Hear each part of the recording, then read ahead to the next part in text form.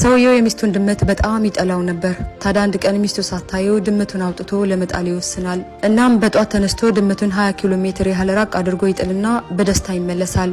ቤቱ ሲደርስ ግን ድመቱ ሶፋ ላይ ተኝቶ ያገኘዋል። በነጋታው ጧት ይነሳና ድመቱን 40 ኪሎ ሜትር ራቅ አድርጎ ጥሎት ይመለሳል። ቤቱ ሲደርስ ድመቱ እንደ ትላንቱ ሶፋ ላይ ተኝቶ ያገኘዋል። ታዲያ በየቀኑ ራቅ ወዳለ ቦታ እየጣለው ይመለሳል።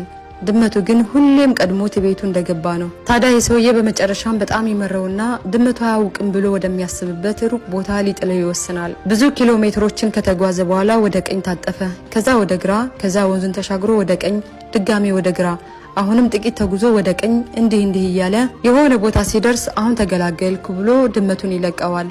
ከሰዓታት በኋላ ሰውዬው ሚስቱ ጋር ደወለ። ሆዴ ድመቱ ቤት አለ እንዴ አላት። ሚስትም አዎ ምን ነው አለችው። ሰውየው ምን ቢል ጥሩ ነው ውዴ እስኪ አንድ አቅርቢልኝ መንገድ ጠፍቶብኝ ነው አላት።